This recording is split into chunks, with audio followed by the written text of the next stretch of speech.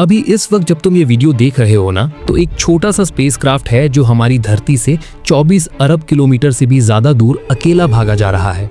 और सबसे पागल कर देने वाली बात यह है कि ये स्पेसक्राफ्ट आज से 47 साल पहले 1977 में लॉन्च किया गया था, जब ना कोई स्मार्टफोन था, ना इंटरनेट था, ना जीपीएस था और ना ही कोई ऐसी टेक्नोलॉजी थी जो आज हम डेली यूज करते हैं।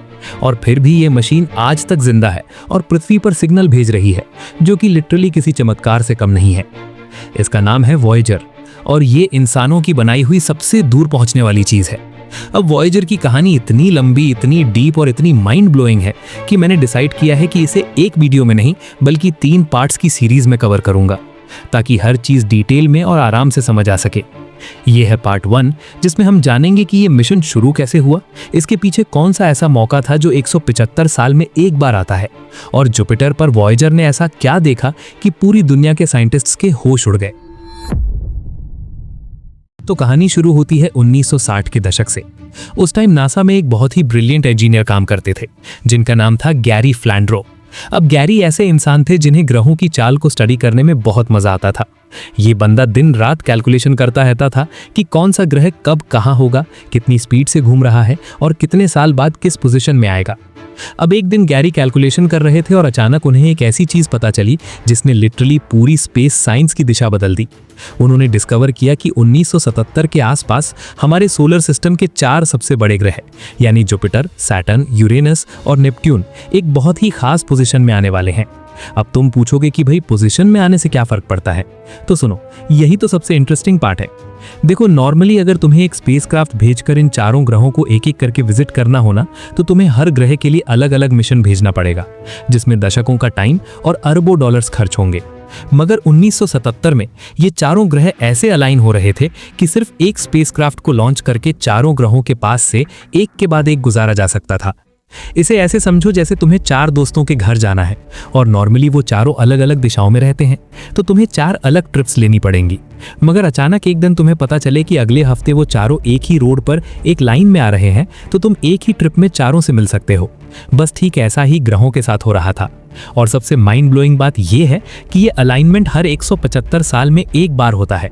मतलब अगर 1977 में इस मौके को पकड़ नहीं पाते ना, तो अगला चांस आता 2152 में। यानी हमारे और तुम्हारे जीते जी ये मौका दोबारा आने वाला ही नहीं था। तो जब गैरी ने ये बात नासा को बताई तो सबने सोचा कि भाई ये तो 1 इन अ लाइफ टाइम अपॉर्चुनिटी है, इसे गंवाना बिल्कुल अफोर्ड नहीं कर सकते। मगर यहाँ पर एक बहुत बड़ा प्रॉब्लम था। ये ग्रह पृथ्वी से इतने दूर हैं कि अगर सीधे रॉकेट मारकर स्पेसक्राफ्ट भेजो ना, तो इतना फ्यूल ही नहीं है दुनिया में जो इसे वहां तक ले जा सके।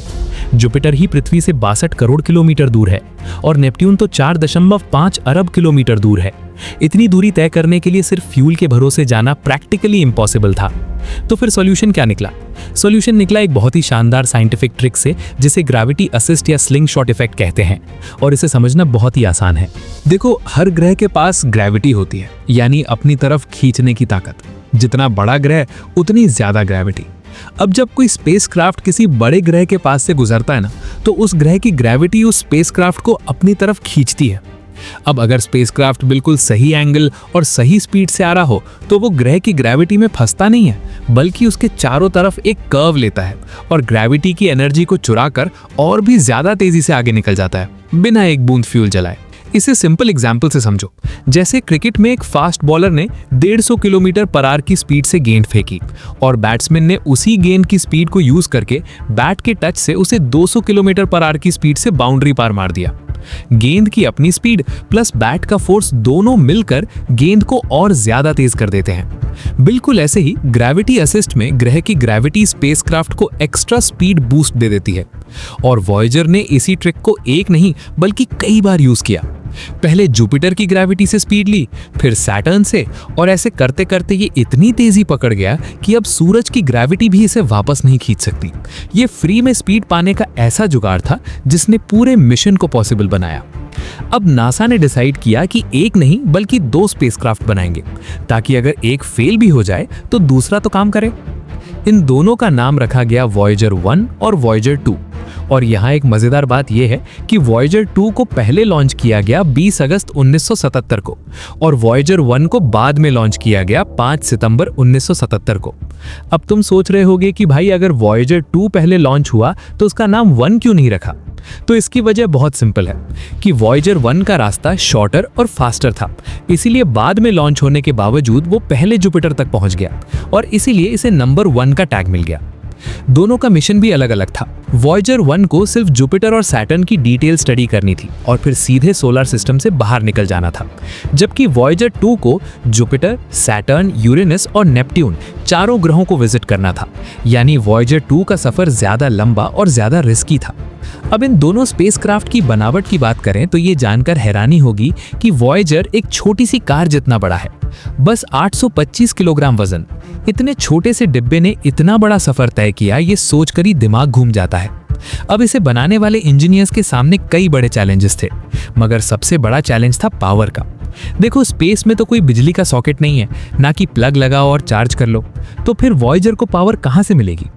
अब पहला ऑप्शन था सोलर पैनल्स, मगर वो यहाँ काम नहीं कर सकते थे। क्यों? क्योंकि जैसे जैसे तुम सूरज से दूर जाते हो, सनलाइट कमजोर होती जाती है। पृथ्वी पर जितनी सनलाइट आती है, जुपिटर तक पहुंचते पहुंचते वो 25 गुना कम हो जाती है और सैटर्न पर तो 90 गुना कम हो जाती है। इतनी कम लाइट में सोलर पैनल्स लिटरली बेकार हो जाते हैं। तो नासा ने एक बहुत ही अलग टेक्नोलॉजी यूज की जिसका नाम है RTG, यानी radio isotope thermo electric generator. अब ये नाम सुनकर डरने की जरूरत नहीं है, ये समझने में बहुत ही आसान है। बेसिकली इसके अंदर प्लूटोनियम 238 नाम का एक रेडियो एक्टिव मटेरियल भरा होता है। अब रेडियो एक्टिव मटेरियल क्या करता है? ये अपने आप धीरे धीरे टूटता रहता है और टूटने की प्रोसेस में गर्मी पैदा करता है। बिल्कुल ऐसे जैसे सर्दियों में जब तुम अपने हाथों को जोर से रगड़ते हो तो गर्मी पैदा होती है ना, ठीक वैसे ही प्लूटोनियम के अंदर के एटम्स टूटते रहते हैं और लगातार गर्मी देते रहते हैं। अब RTG इस गर्मी को इलेक्ट्रिसिटी में बदल देता है। ये प्रोसेस सालों तक चलती रहती है बिना रुके। मगर एक प्रॉब्लम यह है कि टाइम के साथ प्लूटोनियम कम होता जाता है और पावर भी घटती जाती है। जब वॉयेजर लॉन्च हुआ तब इसकी पावर 470 वॉट्स थी, जो कि सोचो बस 4-5 बल्ब जलाने जितनी पावर। और आज 2026 में ये घटकर सिर्फ 250 वॉट्स रह गई है। तो नासा के इंजीनियर्स क्या कर रहे हैं कि एक एक करके वॉयेजर के इंस्ट्रूमेंट्स बंद करते जा रहे हैं, ताकि बची हुई पावर से कम कम्युनिकेशन सिस्टम तो चलता रहे और वॉयेजर हमें डेटा भेजता रहे। साइंटिस्ट्स का अनुमान है कि 2028 से 2030 के बीच कहीं वॉयेजर का लास्ट सिग्नल आएगा और उसके बाद ये हमेशा के लिए खामोश हो जाएगा। अब एक और बड़ा चैलेंज था कम्युनिकेशन का, मतलब इतनी दूर से वॉयेजर हमें सिग्नल कैसे भेजेगा? तो वॉयेजर के पास एक 3.7 मीटर चौड़ा बड़ा सा डिश एंटीना लगा हुआ है जो रेडियो वेव्स के जरिए सिग्नल भेजता है। अब इन सिग्नल्स की पावर सिर्फ 23 वॉट्स है। 23 वॉट्स मतलब तुम्हारे घर के फ्रिज के अंदर जो छोटा सा बल्ब होता है उससे भी कम पावर। इतनी कमजोर पावर का सिग्नल अरबों किलोमीटर ट्रैवल करके पृथ्वी तक पहुंचता है और इसे पकड़ने के लिए नासा ने पृथ्वी पर 3 जगहों पर बड़े बड़े 70 मीटर चौड़े एंटीना डिश लगाए हुए हैं, जिन्हें डीप स्पेस नेटवर्क कहते हैं। ये इतने सेंसिटिव हैं कि एक बहुत ही कमजोर सिग्नल को भी कैच कर लेते हैं। और सबसे क्रेजी बात यह है कि आज वॉयेजर इतनी दूर है कि उसका सिग्नल लाइट स्पीड से चलने के बावजूद पृथ्वी तक पहुंचने में 22 घंटे से ज्यादा लगते हैं।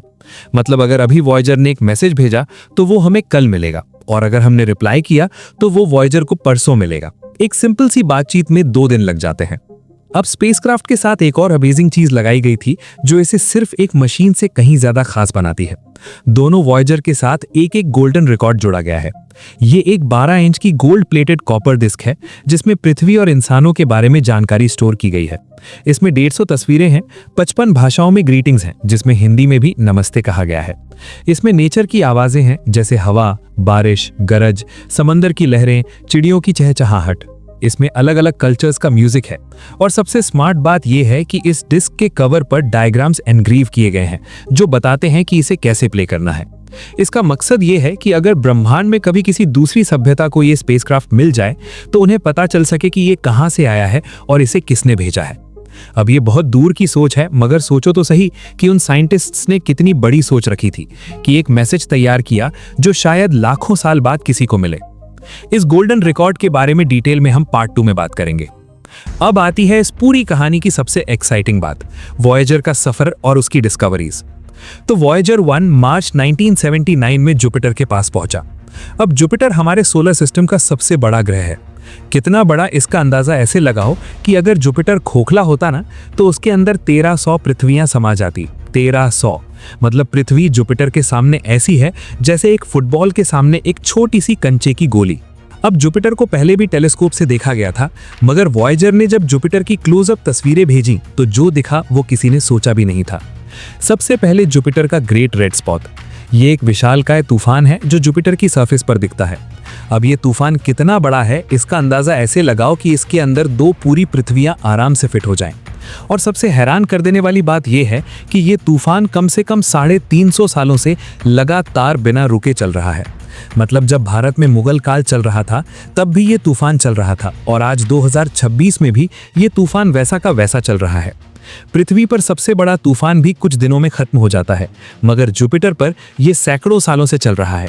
और इसकी वजह यह है कि जुपिटर एक गैस जायंट है, मतलब इसके पास पृथ्वी जैसी सॉलिड सरफेस है ही नहीं। ये पूरा का पूरा गैस से बना हुआ है और इसीलिए यहाँ के तूफान को रोकने के लिए कोई जमीन ही नहीं है।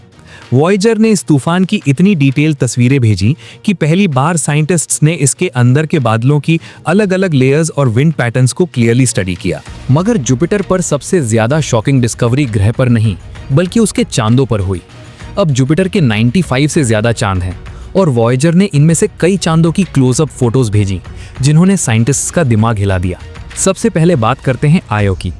आयो जुपिटर का एक चांद है और जब वॉयेजर ने आयो की तस्वीरें भेजी तो साइंटिस्ट्स ने कुछ ऐसा देखा जो पहले कभी किसी ने कहीं नहीं देखा था। इस चांद पर एक्टिव ज्वालामुखी हैं जो रियल टाइम में फट रहे हैं। ये पहली बार था कि पृथ्वी के अलावा किसी और जगह पर एक्टिव वॉल्केनो डिस्कवर हुए। आयो पर इतने सारे ज्वालामुखी हैं कि इसकी पूरी सरफेस लगातार बदलती रहती है। लावा बाहर आता है, ठंडा होता है और फिर नया लावा बाहर आता है। ये चांद लिटरली अंदर से बाहर हो रहा है। अब ये ज्वालामुखी इतने एक्टिव क्यों हैं? इसकी वजह बहुत ही इंटरेस्टिंग है। जुपिटर इतना बड़ा ग्रह है कि इसकी ग्रेविटी बहुत ज़्यादा स्ट्रांग है। ये ग्रेविटी आयो को लगातार खींचती और निचोड़ती रहती है, बिल्कुल ऐसे जैसे तुम एक रबर की गेंद को बार बार दबाओ तो वो गर्म हो जाती है। ठीक वैसे ही जुपिटर की ग्रेविटी आयो को अंदर से गर्म कर रही है और यही गर्मी ज्वालामुखी बनकर बाहर निकलती है। इस प्रोसेस को साइंस में टाइडल हीटिंग कहते हैं। अब आयो से भी ज्यादा एक्साइटिंग डिस्कवरी हुई यूरोपा नाम के चांद पर। यूरोपा जुपिटर का एक और चांद है और इसकी सरफेस पूरी बर्फ से ढकी हुई है। मगर जब वॉयेजर ने यूरोपा की तस्वीरें भेजी तो साइंटिस्ट ने देखा कि इस बर्फ पर बड़ी बड़ी दरारें हैं और ऐसे पैटर्न्स दिख रहे हैं जो बता रहे हैं कि इस बर्फ के नीचे लिक्विड पानी का एक पूरा समुद्र छुपा हुआ है। अब ये बात सुनकर तुम सोचोगे कि पानी तो जम जाएगा इतनी ठंड में, मगर यहाँ भी वही टाइडल हीटिंग काम कर रही है। जुपिटर की ग्रेविटी यूरोपा के अंदर भी गर्मी पैदा कर रही है, जिसकी वजह से बर्फ के नीचे पानी लिक्विड फॉर्म में बना हुआ है। और अब यहाँ पर सबसे बड़ा सवाल आता है कि जहाँ लिक्विड पानी है वहाँ लाइफ हो सकती है? यही वो बात है जिसने पूरी दुनिया के साइंटिस्ट्स को पागल कर दिया।